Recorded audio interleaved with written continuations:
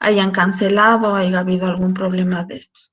Ustedes vieron que en el anterior módulo hubieron compañeros que no pudieron dar el examen y pues por situaciones de pagos. Entonces, chicos, eso, igual yo tenía planificado pues ir a San Lorenzo para poder impartir la clase personalmente, pero por indicaciones pues se suspendió la ida, ¿sí? Pero como siempre les he dicho a ustedes, con esas mismas ganas, ese mismo ñeque, esa misma actitud de querer aprender, pues obviamente no va a repercutir en nada el hecho de que no estemos personalmente. Entonces, vamos a comenzar la clase. Como les dije, deseándoles primeramente un excelente fin de semana. Eh, Voy a comenzar con lo que nos corresponde. Sí, voy a impartir las diapositivas para comenzar la clase. Déjenme ver la última que necesito impartirles. Esta de aquí. ¿Sí? Después de esta que va a ser la última clase, nosotros vamos a realizar lo que es la revisión de todos los temas, como les dije anteriormente, empezando desde la primera unidad, ¿sí? Entonces, tenemos el metabolismo celular, ¿sí? El día de hoy vamos a hablar acerca del metabolismo celular. A ver, veamos si hay más compañeros que están intentando ingresar. Ya creo que no.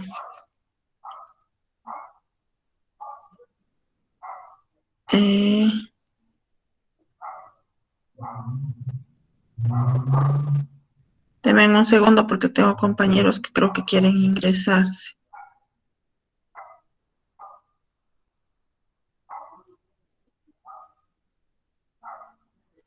A ver, bueno, si es que alguien ya va ingresando, pues les iremos ir ingresando a la clase.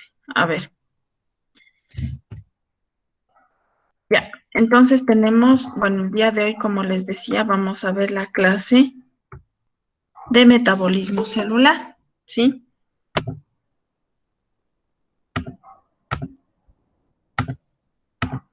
Ya. El metabolismo celular nos habla acerca de cómo obtienen energías las células, ¿sí?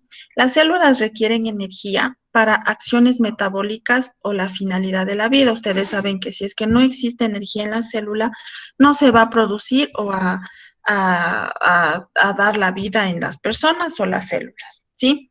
La energía celular se almacena en enlaces químicos de moléculas como tenemos la ATP, que es la adenosíntrifosfato, y las reacciones de transferencia de EDs de moléculas que la almacenan en la glucosa o aportan lo que es la ATP.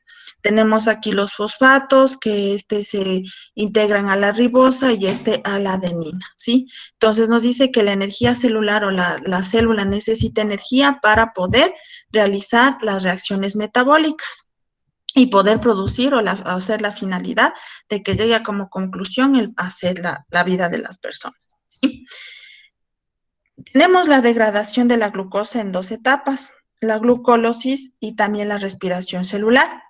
La glucólisis es aquella que libera poco ATP y la respiración celular es la que produce mucho ATP. Aquí tenemos la fotosíntesis, ¿sí? Tenemos igualmente la glucólisis, que es con oxígeno y sin oxígeno. Con oxígeno la respiración celular, que nos ayuda a la oxidación del piruvato y el ciclo del ácido cítrico o la cadena respiratoria, que nosotros tenemos 36 adenosíntrifosfato con oxígeno. Y la glucólisis sin oxígeno va a producir o a desarrollar lo que es la fermentación, que en conclusión nos darían 2 adenosíntrifosfato. Si ven que con respecto a la glucólisis con oxígeno desarrolla más adenosíntrifosfato que sin oxígeno.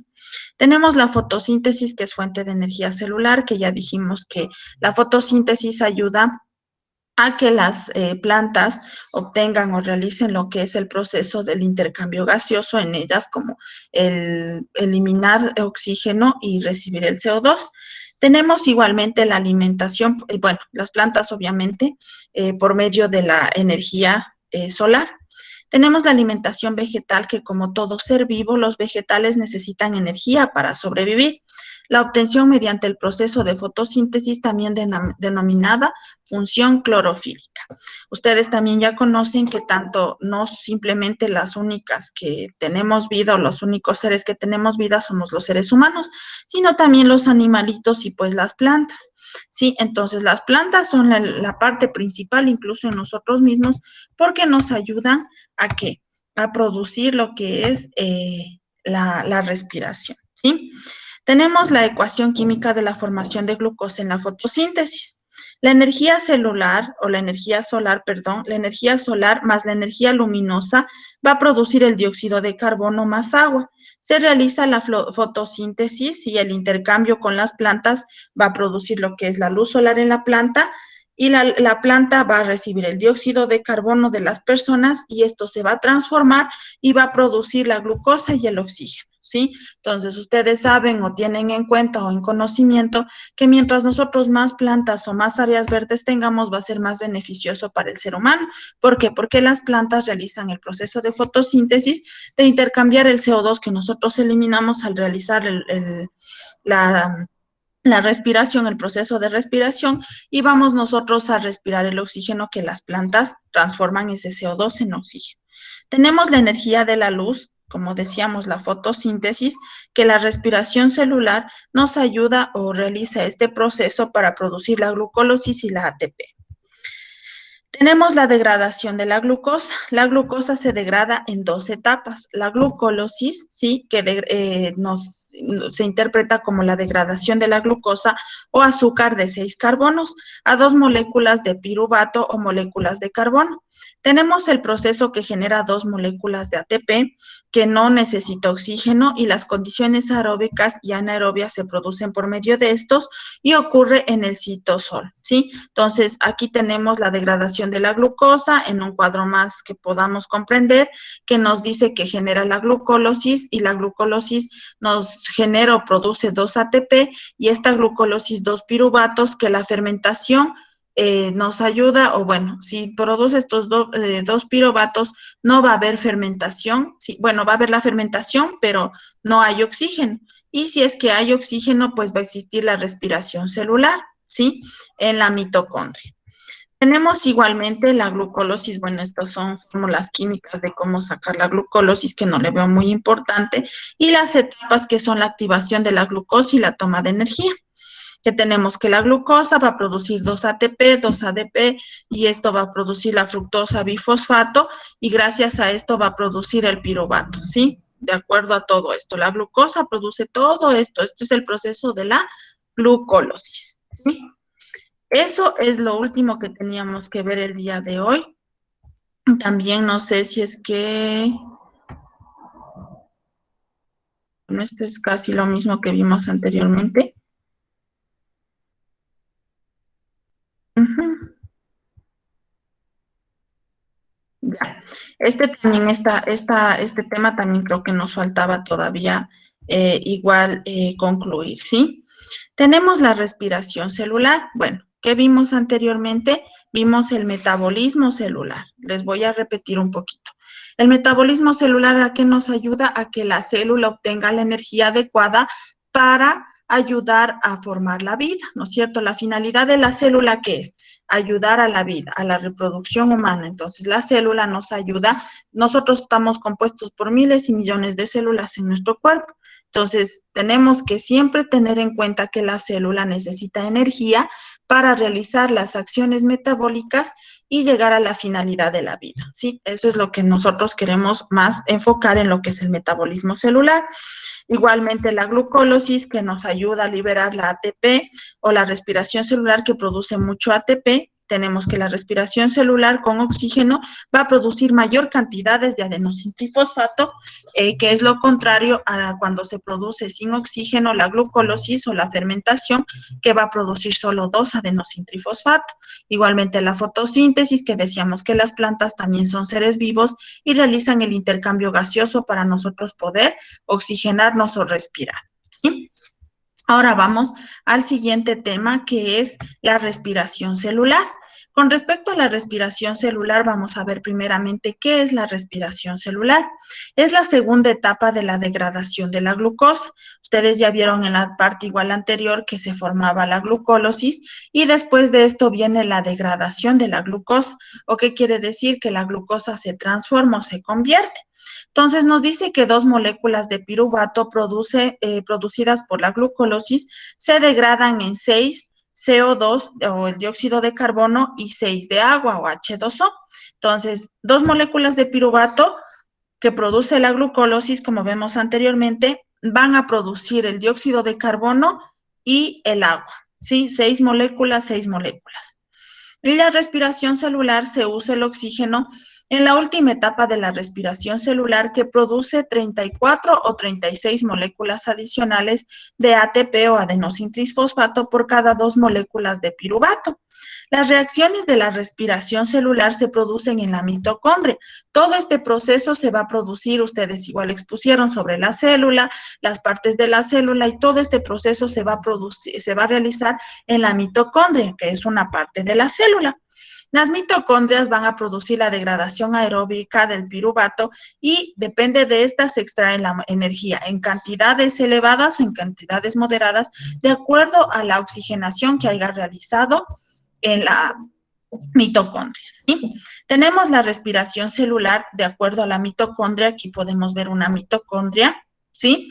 Que es la fuente de la energía. Como les dije, aquí se realiza lo que es la respiración celular, porque aquí se realiza lo que es la concentración de la energía, como por ejemplo, ustedes les pongo un ejemplo, en la empresa eléctrica, donde es el centro de desarrollo de la energía. Ahí, ¿no es cierto? Porque ahí tienen el sistema para ver en qué sectores nos dan la luz, en qué sectores se suspende. Entonces, es como una máquina donde se va a generar o se va a guardar la energía. Las partes igualmente de la mitocondria, que tenemos la matriz dentro de la membrana interna, el espacio intermembranoso y también el piruvato que va desde la desde el citosol hasta la matriz o las enzimas. La mitocondria, como dice, es igualmente la doble membrana de este organelo, crea dos espacios. Si ven ustedes como un transparente y adentro de este está el cuerpo interno, ¿sí? Tenemos igualmente las reacciones de la matriz de la mitocondria en el primer punto, que es la formación del acetil-CoA, ¿sí? Que tenemos que nos dice que para formar este acetil, que significa la liberación del dióxido de carbono, nos va a producir las coenzimas, la coenzima A, el acetil y el ciclo de Krebs, ¿sí? El ciclo de Krebs se va a formar de acuerdo a la energía que presente la mitocondria y las reacciones en la madre de la mitocondria nos va a producir la formación de acetilcoenzima A, que es nos va a producir la descarboxilación del piruvato o desprender el dióxido de carbono, y el ciclo de Krebs, que es el ciclo del ácido cítrico, va a producir el acetil-CoA y entra en el ciclo de Krebs, que va a producir las 2-adenosintrifosfato. El ciclo de Krebs es un poco complicado de entenderle, ¿sí? Por eso igual no quiero mucho a ustedes como decirles, confundirles esta situación, ¿sí? Con respecto a al ciclo de Krebs, porque si nos ponemos a ver muy a fondo la bioquímica, Dios mío, no acabaríamos incluso en el mismo semestre. ¿Sí? ¿Para qué nos sirve el ciclo de Krebs? El ciclo de Krebs, les voy a explicar así súper rápido, es una ruptura metabólica, ¿sí? ¿Qué quiere decir? Una sucesión de reacciones químicas que forman parte de la respiración celular en todas las células aerobias, donde se libera la energía, ¿sí? Almacenada a través de la oxidación del acetil derivado de este, ¿sí? Entonces, el ciclo de Krebs es un poquito más complejo porque es como el proceso que se realiza para producir energía en toda la célula, pero viendo los diferentes tipos, como por ejemplo el oxígeno, el carbono, el hidrógeno, qué reacciones hace cada uno de estos para producir el ciclo de Krebs. Tenemos igualmente aquí lo que corresponde a la imagen, ¿sí? Que es la glucólisis, que va a producir los 2-piruvato, que ya dijimos anteriormente, y esto también el ciclo de Krebs. Ahora, con respecto a la fermentación, que son las condiciones anaeróbicas y no se produce el ATP o adenosintrifosfato, y ocurre después de la glucólisis. Dos tipos de fermentación láctica y fermentación alcohólica. La fermentación láctica es la fermentación del piruvato en lactato, o el lugar se coloca en el citosol y el ácido lactático se iosina y se forma el lactato. Ocurre en los músculos y si tienen poco oxígeno, la glucólisis suministra sus dos moléculas de ATP por moléculas de glucosa y permiten aportar la energía necesaria para acelerar breve y al final. La fermentación láctica, igual tenemos las fórmulas de cómo se realiza, que la glucólisis seguida por fermentación láctica. Es la glucólisis seguida por la fermentación láctica. Gracias al piruvato y al lactato se va a producir los dos ADP y los dos ATP. ¿Sí? La fermentación láctica tiene como producto final el ácido láctico, que es el yogur, dado por las bacterias Lactobacillus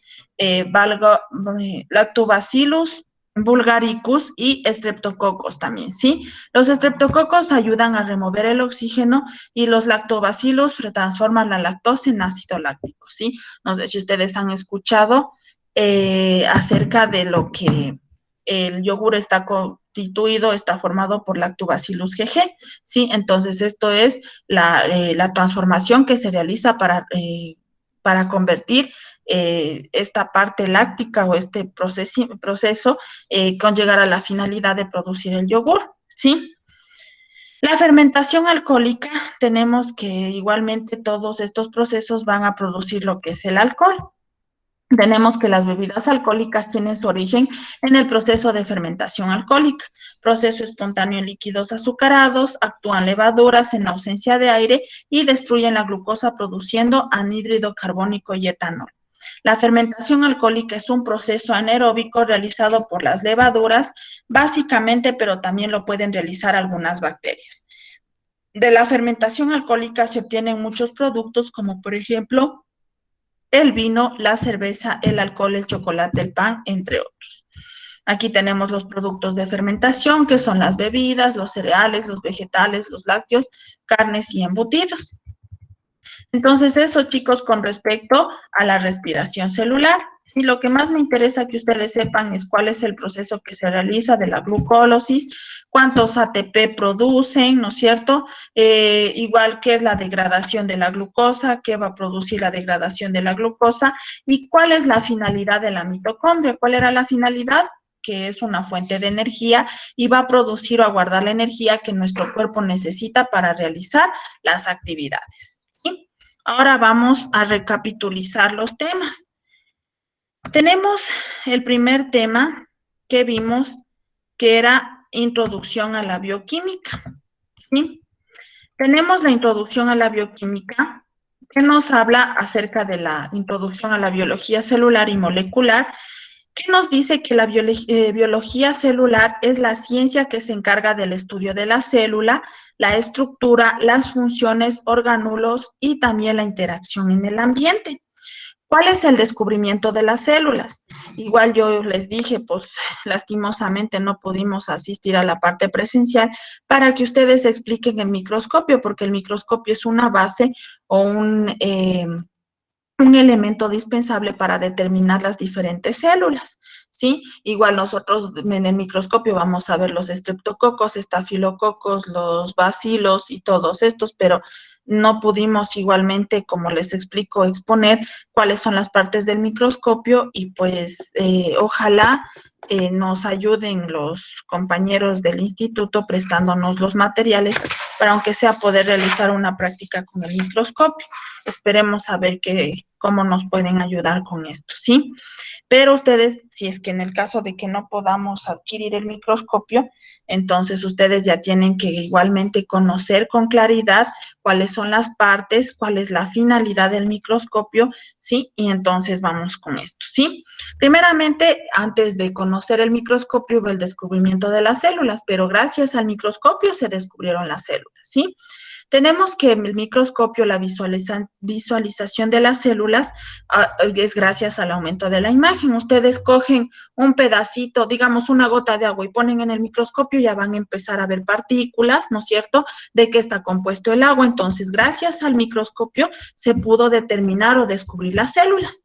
Tenemos que el microscopio óptico está compuesto de dos lentes. A mediados del siglo XV-XVII, científicos pioneros realizaron lo que es el microscopio casero. Robert Hooke, fue el primer científico que desarrolló el microscopio en 1665, que hizo el descubrimiento de las células en láminas de corcho, apariencias porosas y panales de abeja.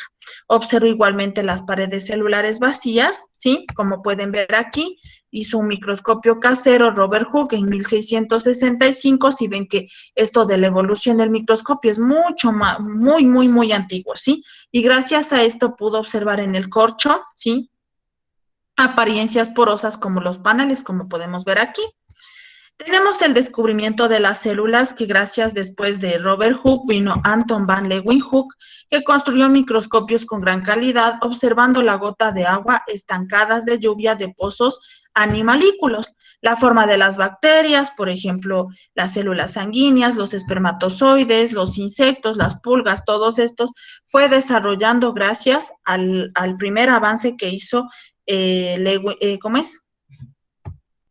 hizo Robert Hooke. Entonces, gracias a Robert Hooke, Anton van Leeuwenhoek pudo desarrollar lo que es o determinar las diferentes partes de algunas situaciones, como los insectos, las pulgas, ¿no es cierto? Ustedes cuando cogen un insecto chiquitito solo le ven que es una bolita y nada más. Pero gracias al microscopio, pues vamos a ir viendo las partes, si tiene ojos, si tiene boca, si tiene un sinnúmero de cosas. Entonces, gracias a Anton van Leeuwenhoek se pudo observar las diferentes situaciones de la vida.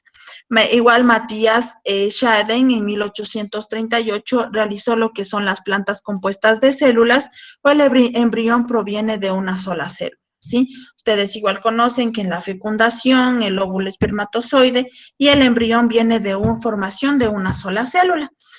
Teodoro Schwann en 1839 realizó los informes bases celulares del mundo animal y la teoría celular del concepto unificado en biología, que nos habla de los organismos compuestos de una o más células, y la célula unidad estructural es la vida, ¿sí? Tenemos que para sobrevivir, las células obtienen lo que es los nutrientes de su ambiente, sintetizan proteínas y otros para el crecimiento y respiración y eliminación de desechos. Interactúan unas con otras y se reproducen para garantizar la continuidad de la vida. La clasificación y categoría de los seres vivos. Tenemos que las primeras células, sí, como pueden ver, así como gusanitos, como pepitas, van a producir lo que es la vida, ¿sí? Tenemos el reino animal y el reino vegetal, y los protistas, que son las bacterias, virus y todos estos, ¿sí? Gracias a estos se va a producir la vida humana, ¿sí? Nosotros estamos compuestos por millones de células, también millones de, por ejemplo, si nosotros tenemos algún tipo de infección, bacterias, virus, entonces todo esto forma un solo ser. ¿Sí? Tenemos la clasificación de las bacterias de los seres vivos. Los seres vivos se clasifican en dominios y reinos. Existen 3 dominios: la bacteria, la archea y la eucaria, que dentro de este dominio existen 4 reinos, que son los animales, los hongos, las plantas y los protistas, ¿sí? Entonces, gracias a las bacterias se producen los reinos, ¿sí? Las bacterias, los 3 dominios van a producir los 4 reinos: animal, hongos, plantas y protistas. Aquí tenemos igualmente lo que corresponde a los subtributos de las células, que nos dicen que las funciones de las células limitan su tamaño. Las células miden entre 1 y 100 micras de diámetro, y el tamaño necesario o el intercambio de los nutrientes y desechos con ambiente membrana plasmática. Aquí tenemos la imagen. Las células tienen como característica común que forman las células procariotas y eucariotas. Procariotas, bacterias, y eucariotas, protistas, hongos, vegetales y animales. Entonces, esto es, les doy una pauta de que estudien esto de las células, en cuáles son las subdivisiones de las células. Procariotas, eucariotas. Las procariotas estudian bacterias y las eucariotas protistas, hongos, vegetales y animales. ¿Sí? Tenemos la membrana plasmática que engloba la célula mediante las interacciones entre célula y ambiente, el citoplasma, que es el citosol acuoso, varios organelos y fuera del núcleo, el ADN, que es el plano de herencia, el ARN, que es para copiar el plano y ejecutar la instrucción. Todo esto son partes de la célula, la membrana plasmática, el citoplasma, ADN, ARN, ¿sí? Cada uno tiene su diferente función de acuerdo a las células procariotas y eucariotas. Tenemos como siguiente punto que obtienen, por ejemplo, las materias primas de su entorno, como los elementos de las moléculas biológicas, adquirir y gastar energía continuamente. Aquí tenemos la célula eucariota animal, que ustedes igual expusieron sobre la célula animal y vegetal, y la célula eucariota vegetal. ¿Sí? Animal para los animales, las personas, y vegetal pues ya es para las plantas, ¿no es cierto? Los árboles, los otros tipos de situaciones, pero la célula animal es exclusivamente de las personas y de los animalitos. ¿Sí? Las características principales de las células eucariotas nos dicen que son células soportadas por paredes celulares porosas fuera de la membrana plasmática y el citoesqueleto interior o los filamentos de las proteínas que organizan, dan forma, mueven y anclan los organelos. Los cilios o flagelos, que son las extensiones de las membranas plasmáticas y contienen microtúbulos con el patrón característico. El ADN, que se encuentra dentro del núcleo, rodeado por doble membrana de la envoltura nuclear, y el material genético organizado en cromosomas como el ADN y proteínas. Y el núcleo, que se encuentra en ARN o RNA y proteínas ribosómicas, y el sistema de las membranas, que son las membranas plasmáticas, retículo endoplasmático, aparato de Golgi y válvulas y vesículas derivadas de estas membranas. Entonces, de todo esto está compuesta la célula, ¿sí? Las mitocondrias, las células vegetales, ¿sí? Las vacuolas, los protistas, plantas, igualmente aquí tenemos células procariotas. ¿Qué nos dice? Ahora vamos a ver las células procariotas, ¿sí? Las células procariotas nos dice que son pequeñas, menos de 5 microdiámetros, y la estructura interior es sencilla, rodeada de pares o células rígidas, el citoplasma cerca de organelos y una sola hebra circular en la región nucleoide. ¿Sí? Entonces, en resumen, este tema nos habla acerca de la introducción y la biología celular y molecular. ¿Para qué? Para hablar la célula, las funciones de la célula, cuáles son sus organulos y cuál es la interacción con el medio ambiente. Entonces, la formación de las células empezó desde lo más antiguo, que fue en 1665 por Robert Hooke, donde observó en un corcho, pues, que se encontraban como panales, realizando un microscopio casero. De acuerdo a esto, fue evolucionando para determinar las células eucariotas, procariotas, ¿sí? Que igualmente decía que las células los dominios, por ejemplo, el comienzo de la vida, se empieza desde las bacterias, ¿no es cierto?, desde los virus, bacterias, y después esto va a producir o va a llegar a la finalidad de producir 4 dominios o 4 reinos: animal, hongos, plantas y protistas. ¿Sí? Y también, pues obviamente, las células que son procariotas y eucariotas. Procariotas, que solo estudian lo que son las bacterias, y las eucariotas, los hongos, los vegetales y los animales. ¿Sí? Entonces vamos ahora con el otro tema. Voy a ir cerrando porque aquí tengo un montón abierto y me voy a ir confundiendo.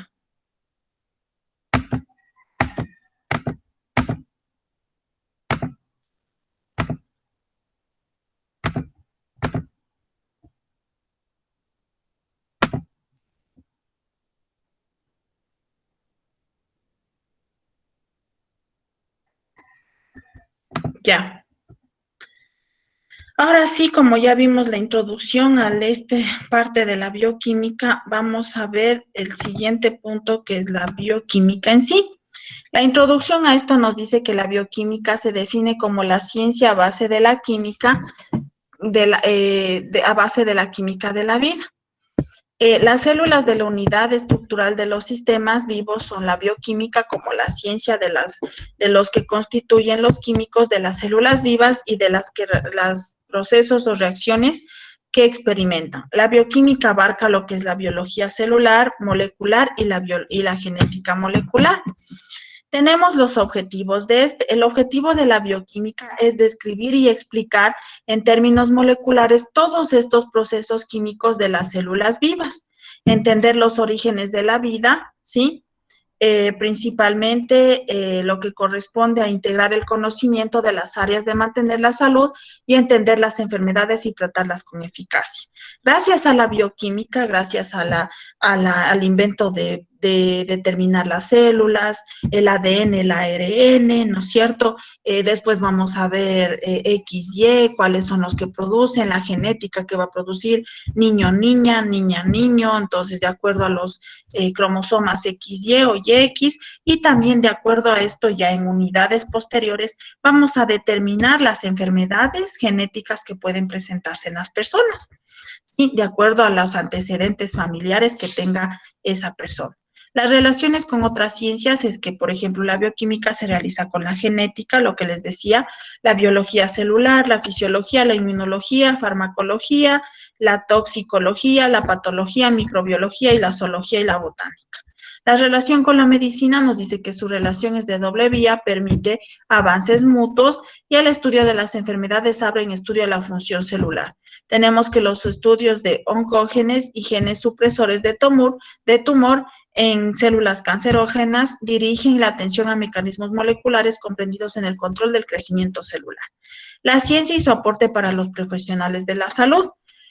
Cook en el 2010 nos ofrece un entendimiento fundamental con base a la cual puede constituirse el ejercicio profesional, como por ejemplo igual estimular la curiosidad y crear hábitos científicos que son esenciales para el aprendizaje continuo durante la carrera de un profesional y mostrar qué modo se ha adquirido el conocimiento actual y recalcar la inmensidad de lo que aún se desconoce. Los procesos de la bioquímica normales son la base de la salud. Por ejemplo, en la OMS, la salud es el estado de completo bienestar físico, mental y social y no tan solo la ausencia de la enfermedad. Y la bioquímica, en cambio, nos da a determinar que la salud son miles de acciones intercelulares y extracelulares que ocurren en el cuerpo y están procediendo a índices acordes a la supervivencia máxima del organismo en el estado fisiológico. La OMS dice que es el estado completo del bienestar físico, mental y social, pero en cambio la bioquímica ya se adentra un poco más en la situación de las moléculas intracelulares, extracelulares, de las células y todo esto, ¿sí? Tenemos igualmente la bioquímica y su relación en la nutrición y medidas preventivas. El mantenimiento de la salud, por ejemplo, la ingesta óptima de diversas sustancias, por ejemplo, en las vitaminas, aminoácidos, ácidos grasos, minerales y agua, y las enfermedades y su base química. Tenemos los agentes físicos, químicos, biológicos, oxígeno, genéticos, inmunitarios, nutricionales y endocrinos. Con respecto a los físicos, puede producir un traumatismo mecánico, extremos de temperatura, cambios repentinos de la presión atmosférica, radiación y descarga eléctrica. Con los químicos, ciertos compuestos tóxicos o los fármacos terapéuticos, los biológicos, las virus, bacterias, hongos, ¿no es cierto?, formas superiores de parásitos y la falta de oxígeno, pérdida del aporte sanguíneo, disminución de la capacidad transportada de oxígeno de sangre y los trastornos genéticos congénitos y moleculares. Y las reacciones inmunitarias tenemos la asfixia, la anafilaxia, las enfermedades autoinmunitarias, ¿sí? Entonces, eso es con respecto a la introducción de la bioquímica. ¿Para qué nos sirve la bioquímica? O se define la bioquímica como la ciencia de la base química de la vida. ¿Para qué nos va a ayudar? Para ver si es que el paciente presenta alguna enfermedad hereditaria, ¿sí? De acuerdo a la situación en la que se encuentra el paciente o a los antecedentes que presente el paciente. Entonces, gracias a esto, nosotros vamos a estudiar la bioquímica, ¿sí? Para ver las células, qué tipo de células, ¿no es cierto? Igualmente, hacer lo que es los procesos de salud que se presentan gracias a la bioquímica y pues obviamente los componentes o nutrientes de lo que está compuesto nuestro cuerpo, ¿sí? Entonces, gracias a esto, vamos a ver la bioquímica.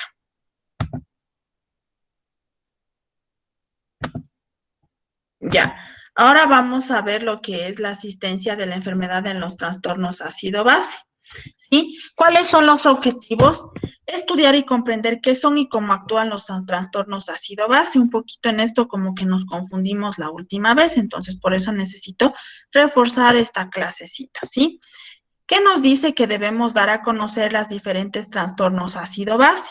Que igualmente analizar cómo se manifiestan estos trastornos y el papel de la enfermera al momento de tratar estas afecciones. Yo más quiero centrarme en la situación en lo que compete a enfermería, ¿sí? Que es lo que más nosotros tenemos que tener en cuenta. El médico, eso no nos compete mucho, pero sí lo que corresponde a enfermería, ¿sí? El contenido que vamos a ver en este son los trastornos ácido básico, por ejemplo, ácido metabólica aguda y crónica, que es la fisiopatología, manifestaciones clínicas, valoración y hallazgos, el diagnóstico y el tratamiento médico. Y la alcalosis aguda y crónica, fisiopatología, igualmente manifestaciones clínicas. Nosotros vimos esto en la clase que les explicaba de alcalosis y acidosis, ¿sí? Entonces vamos a ver esto. Primeramente, la introducción. El balance ácido-base tiene dos componentes, uno respiratorio y pulmonar y el otro metabólico renal. Si se produce alguna afectación en esto, vamos a producir lo que es la alcalosis y la acidosis, de acuerdo a la situación del paciente. Igual vimos que cuando ya se produce o se manifiesta algún problema renal, se va a producir en su extremo también la utilización de la hemodiálisis. Tenemos que lo que va a determinar la alcalosis y acidosis es el pH. Igualmente vimos que el pH en una escala baja y en una escala alta que puede producir muy bajo y muy alto la muerte del paciente. ¿Cómo nosotros determinábamos acidosis y alcalosis? Gracias a una gasometría, que era la toma de una muestra directamente en la arteria, ¿no es cierto? Que igual les expliqué. Entonces, la excreción de CO2 es regulada por los pulmones y la excreción de CO3H es regulada por los riñones, ¿sí? Entonces, el balance ácido-base primeramente está formada por un respiratorio pulmonar y otro metabólico o renal, ¿sí? La excreción de CO2 o la eliminación del CO2 es producida por la parte de los pulmones, ¿no es cierto? Y la excreción de CO3H es producido, regulada por los riñones, ¿sí? Hasta ahí, listo. Vamos, el pH normal es de 7.35 a 7.45. El pH es igual a 7.40, que se considera como pH óptimo, o que quiere decir que el paciente está very good, como ustedes hablan inglés, está muy bien, ¿no es cierto? No está ni en riesgo de presentar alcalosis ni acidosis, ¿sí? Tenemos que el pH menor a 7.35 va a producir la acidemia y el pH mayor a 7.45 la alcalemia. O sea, menor a 7.35 acidemia o acidosis y 7.45 alcalemia o alcalosis. Y el pH menor a 6.80 o pH mayor a 7.80 son incompatibles con la vida, que quiere decir que es un ser humano que no tiene ya, se podría decir, ni función renal ni función respiratoria. Aquí tenemos la alcalosis y la acidosis, lo que les expliqué igual en clase, que la alcalosis puede ser respiratoria y metabólica, ¿sí? Que es causada por el CO2 y la compensación será renal. Y los cambios de la secreción de hidrógeno en la reabsorción de HCO3 va a producir lo que es el pH mayor a 7.45. Y con respecto a la alcalosis metabólica, que es causada por los riñones, y la compensación será respiratoria. La compensación será renal si es que es causada o disminuida lo que es la parte del dióxido de carbono, la compensación será renal, porque lo que decía que la que controla la parte respiratoria es el CO2 y la que regula la parte renal es el HCO3, ¿no es cierto? Entonces, si produce una disminución de la CO2, va a producir o va a hacer la compensación de manera renal porque no está afectando a los riñones. Pero si es causada por el aumento del COH3, va a producir ¿qué? Va a producir una compensación respiratoria porque no está afectando a la zona respiratoria. El equilibrio ácido-base, ¿sí? es considerado como el equilibrio químico de la homeostasis de líquidos corporales y es regular a su acidez o alcalinidad. Aquí igualmente les expliqué una tabla que es de 0 a 14, donde 0 es considerado como la muerte del paciente, ¿sí? Cuando ya no tiene ningún tipo de pH, y pues igualmente cuando tiene demasiado, pasado el 7.8, va a producir la muerte del paciente. Tenemos la parte neutra que decía 7.40, donde decía que el paciente está completamente bien, pero si ya empieza a presentar grados de 7.35, más de 7.45, menos de 7.35, acidosis, más de 7.45, alcalosis. Nos dice que en general hay que decir que la vida se desarrolla a valores de pH próximos a la neutralidad.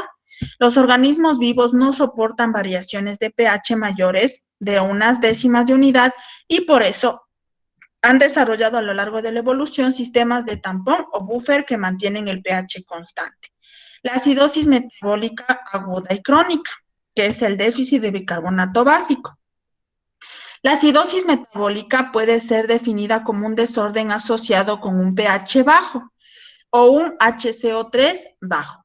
La determinación de anion gap es un proceso importante en la aproximación diagnosticada de la acidosis metabólica y puede ser producida por 3 mecanismos: disminución de la excreción del ácido, los trastornos clínicos que se caracterizan por la ganancia de ácidos fuertes a la pérdida de bicarbonato de líquido extracelular y como consecuencia de múltiples factores.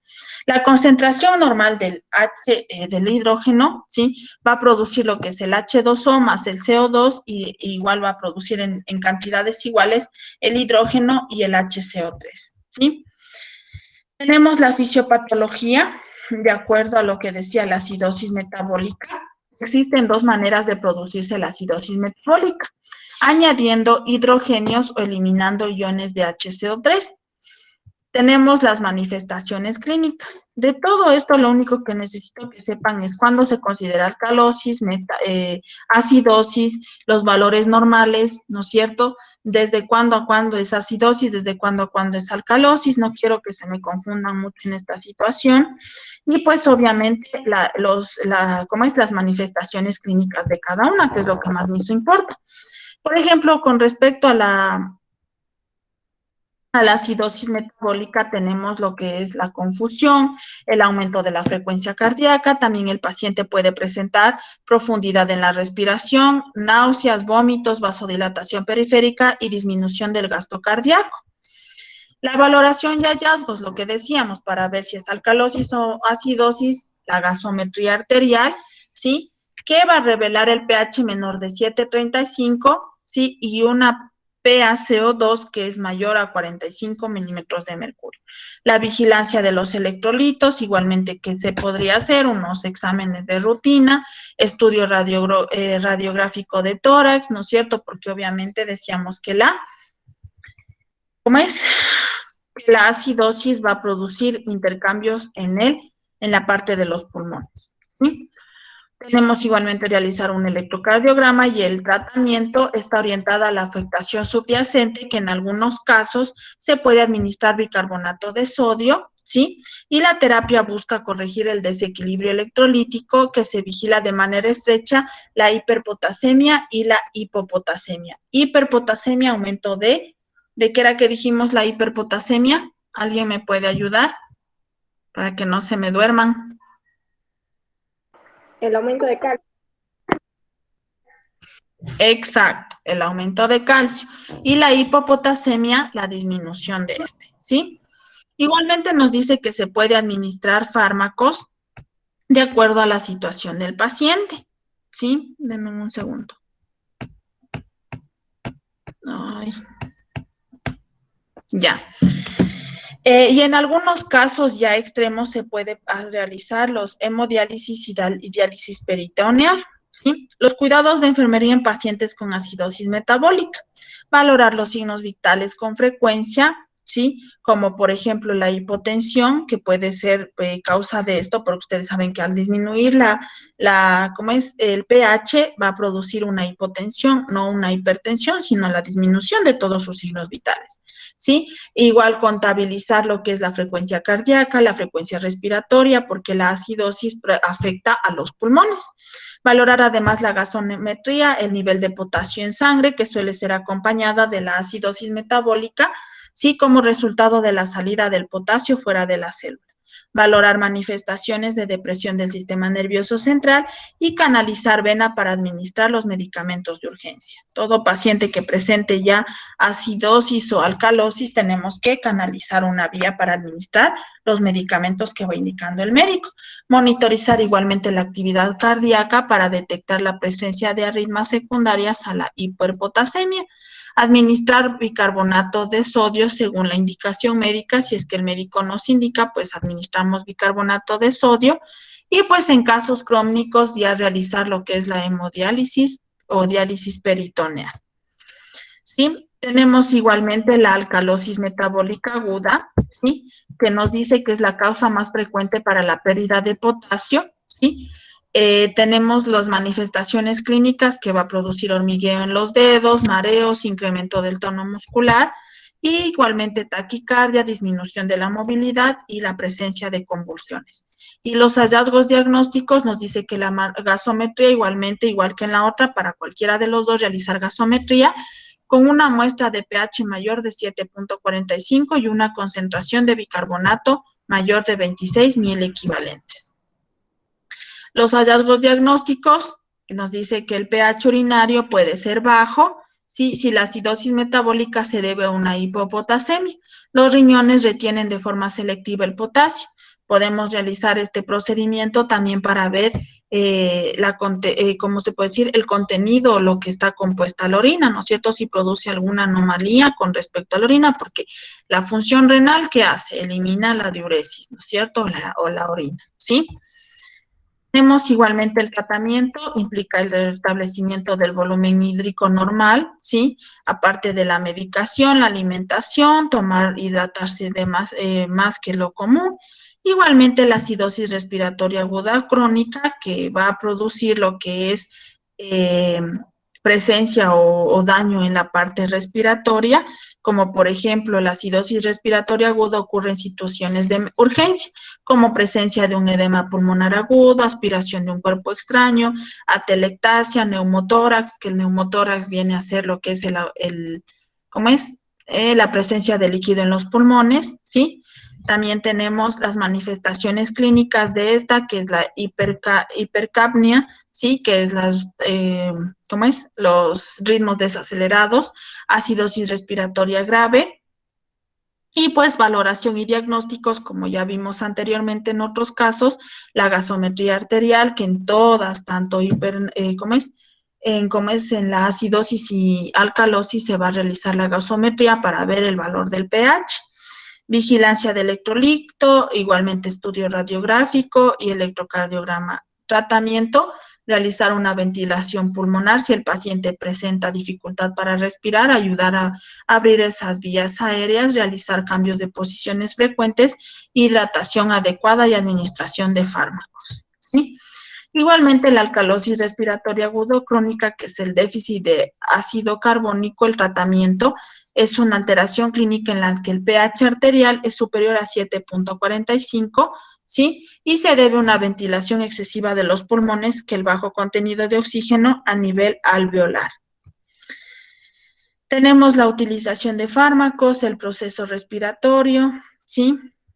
Las manifestaciones clínicas, el mareo, entumecimiento y hormigueo, las palpitaciones más rápidas, ¿sí? Pérdida de conciencia, opresión torácica, convulsiones y ansiedad. Igualmente, cómo realizar por medio de una gasometría, ver el pH, ¿sí? Tenemos el tratamiento. Si la causa es producida por la ansiedad, debemos de respirar más profundamente, ¿sí? Dentro de un sistema cerrado para hacer lo que es los ejercicios de inspiración y expiración. Se pueden necesitar medicamentos para corregir la pérdida de estos químicos y su nivel de oxígeno está bajo, se lo puede administrar. Tenemos los trastornos básicos mixtos. Bueno, esto no es tan importante esto, ¿sí? Tenemos la terapia con líquidos parenterales, ¿sí? La terapia con líquidos parenterales es la administración intravenosa de líquidos y la elección de la solución depende del propósito que se persiga.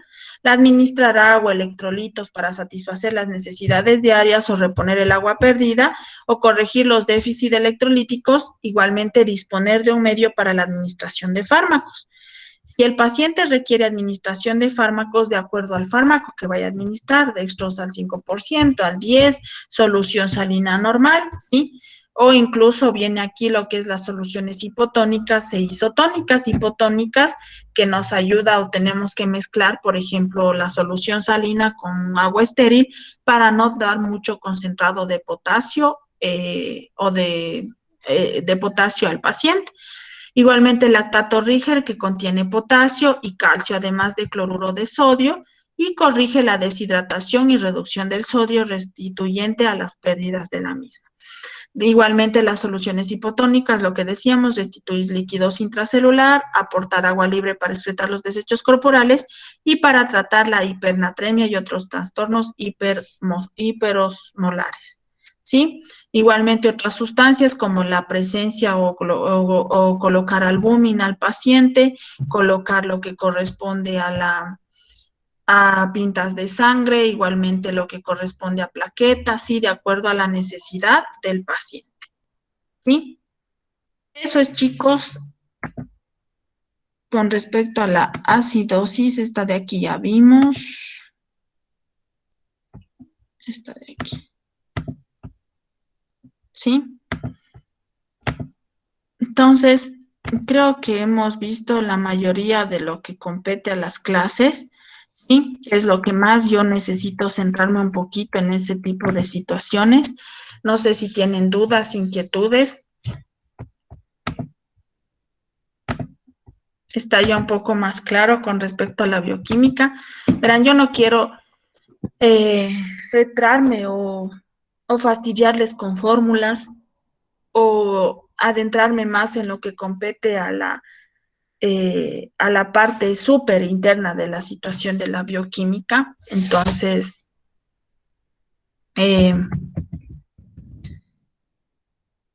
alcalosis.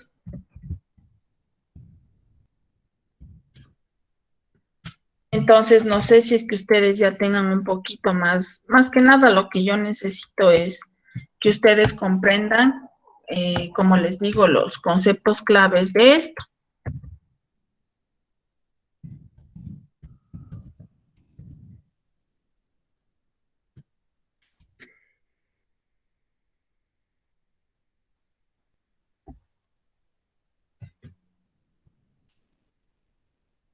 ¿Nadie?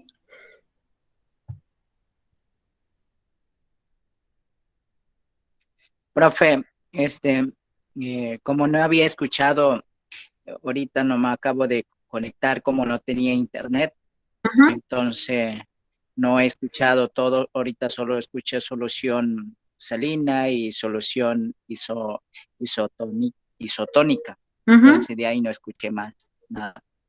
O sea, recién ahorita te acabas de conectar. Sí, profe. Ya, a ver, para los que se conectaron ya después, como igual yo les dije a todos, ¿no? Volvimos a recapitulizar la situación o los temas que ya hemos visto anteriormente.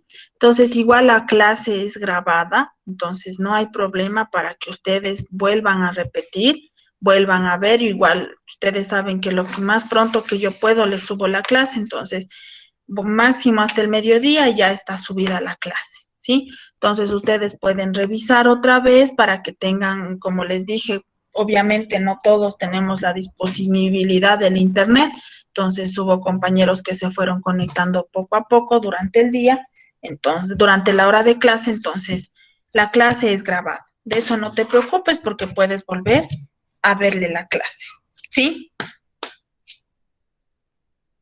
Ok, profe. ¿Sí? ¿Alguien más que quiera aportar algo?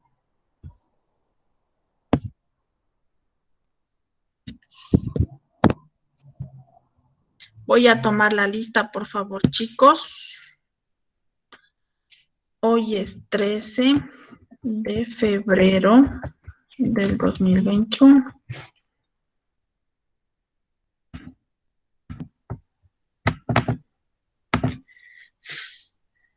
Danixa, Presente. Cortés, Presente. Coabú, Presente, Licen. Marín María, Nazareno Nicole, Presente, profe. Nazareno Deni, Presente. Nazareno Joel, Presente. Ortiz Nancy, Presente. Palma Yuleisi,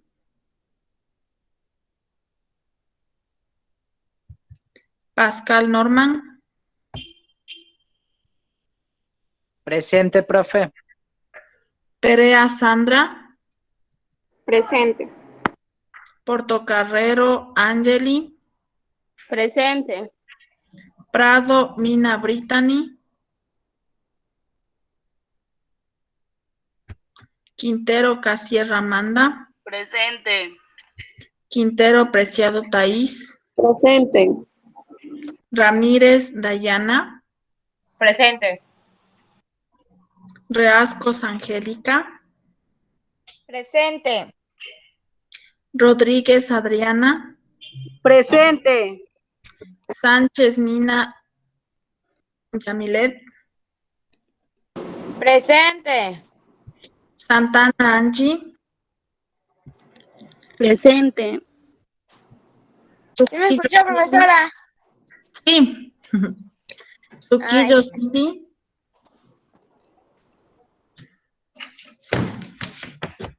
Tenorio Roxana, Presente, profe. Tinoco María, Presente. Valencia Génesis, Presente. Vera Anayeli, Presente. creo que nadie más. Por si acaso, Palma, Prado,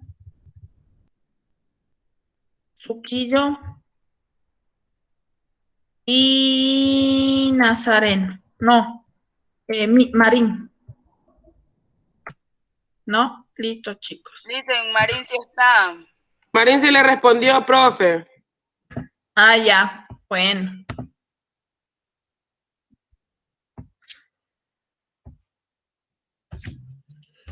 A ver, ni siquiera se dejaron ver ahora. Todo el mundo oculto, escondidas. Creo que solo han dejado poniendo la clase y se han ido a seguir con sus labores. Y yo, pobre, aquí matándome, hablando. Habla y habla. Solita me siento aquí. Ya porque mi gato me acompaña aquí al lado, si no, él por lo menos me escucha. Sin ustedes, ni les veo siquiera. Es que uno recién se levanta, pues dice, uno se levanta tarde ya, pues entonces no tiene tiempo ni de vestirse porque le toca entrar a clases y ya, pues no pueden verlo a uno así. Ay, Dios mío, usted. Bueno, chicas, qué gusto verles, de verdad me alegra mucho verles bien. Como siempre les digo, cuídense mucho. Les tengo un cariño en este poco tiempo. Ustedes saben que para mí San Lorenzo es muy especial para mí. Como yo les he dicho al otro grupo con el que he trabajado, ustedes ponen esas ganas, ese empeño, por lo menos se preocupan en decir, bueno, cuando tenemos clase o algo, cosas que sí es un poco difícil con los chicos de aquí de Ibarra, pero ustedes sí tienen esa predisposición de aprender. Y pues más que nada, no vale decirles por demás que sigan con esa misma actitud y cuando uno se quiere, se puede.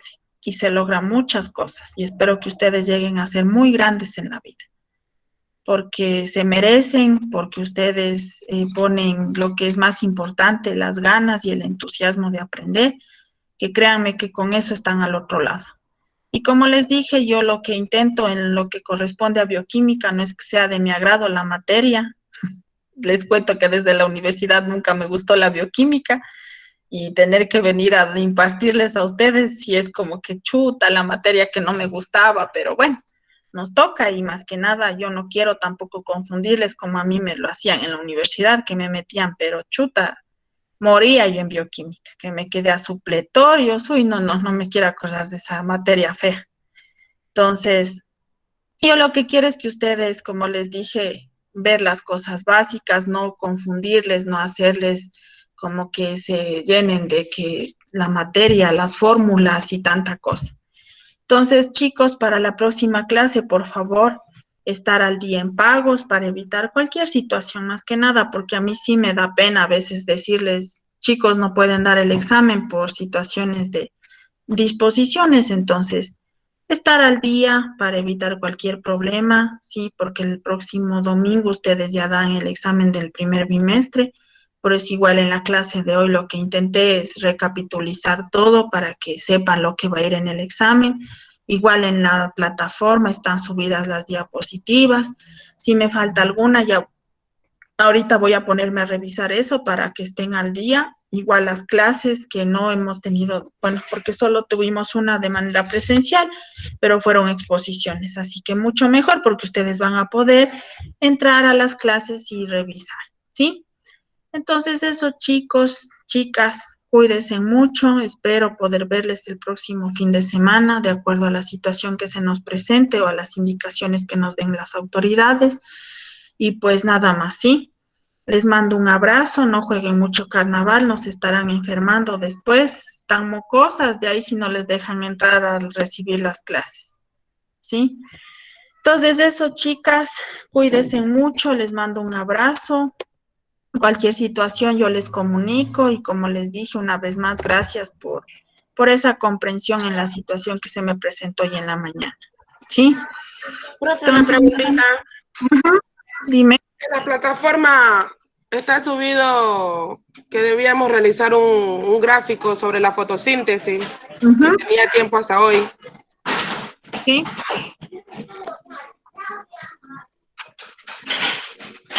Hoy no está.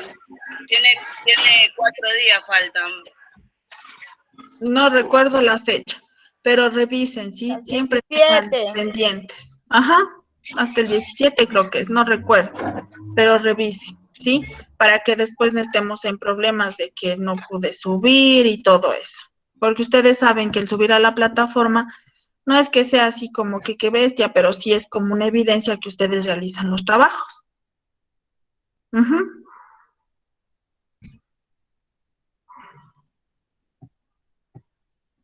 Listo, chicos, ¿alguien más? ¿Alguna duda? Dicen, y hoy día tenemos examen con usted. El día domingo, así como siempre hemos venido aplicando. Si es que nosotros vamos a las clases, pues vamos viernes, sábado y el domingo tenemos el examen, de acuerdo a lo que se nos indique. Entonces, igual yo cualquier situación que yo sepa, yo les voy a comunicar, o el licenciante, que igual es como es el tutor de ustedes. A lo menos creo que Santi es muy responsable y él alguna situación igual les comunica. Gracias. Listo, chicos. Entonces, cuídense mucho, no jugaran mucho, no se mojaran mucho.